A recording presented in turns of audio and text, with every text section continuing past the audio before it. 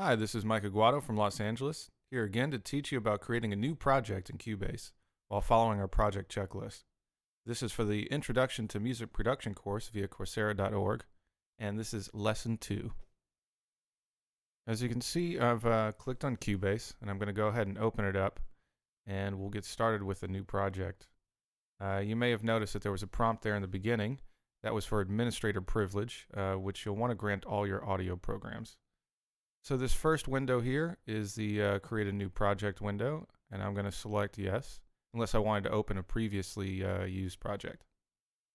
After selecting new project, I'm going to select an empty project and click OK. And now I'm going to choose a location. In this particular case, I have a drive you'll notice called projects, which is P. And I'm going to select that drive, and I'm going to create a new folder. And then I'll give that the title of my project, in this case, Lesson 2. And we'll select OK after I've hit enter for this lesson 2 folder. Okay, so the folder's been created, it's selected, and I'm going to hit OK, and that's where all the project files will now be stored. So it's important that you name your projects appropriately and that you store them in a good location. The next step is to go ahead and set up some of our project preferences. So you notice I go here to the project menu at the top. And you can see all of our standard project preferences here.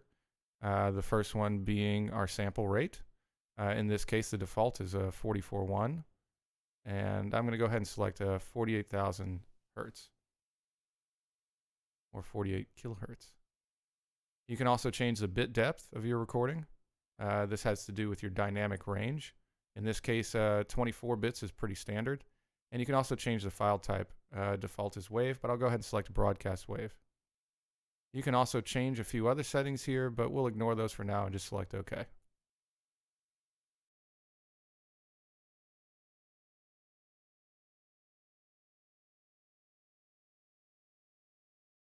And it takes a moment there for the once the sample rate is changed from default to enact a new sample rate.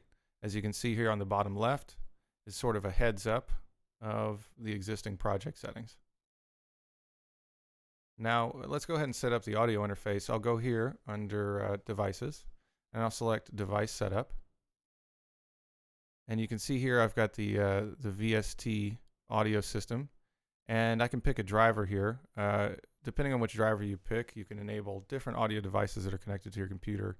In this case, I'm going to select my Steinberg interface, and it's a Firewire ASIO driver.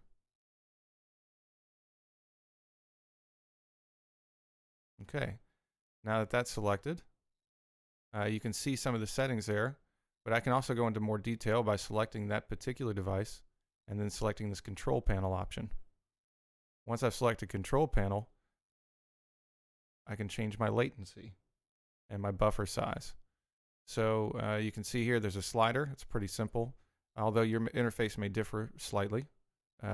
It depends on what you're using. I'll just scroll through a few different buffer settings,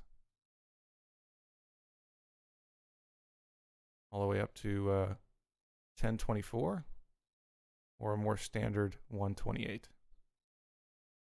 And that's about that.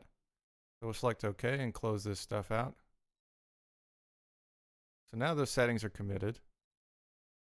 And now I've got to set up my inputs and outputs. So I'll go here under VST connections. And you can see there are a couple defaults set up here under inputs and outputs.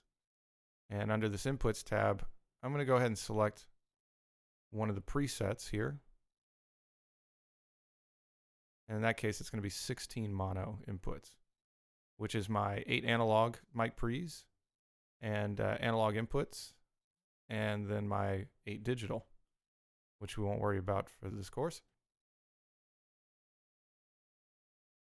And then the outputs page here, I'll go ahead and rifle through some of the presets, and I'll set 1 stereo and 14 mono.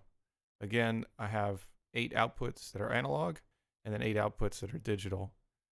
I like the change stereo pair option with 14 extraneous mono. And you can see I can also set a few other settings in here, but we'll ignore those for today. Okay. And from here, you can go ahead and create an audio track and do all that sort of stuff, but that's outside the purposes of this tutorial. So thank you for your time.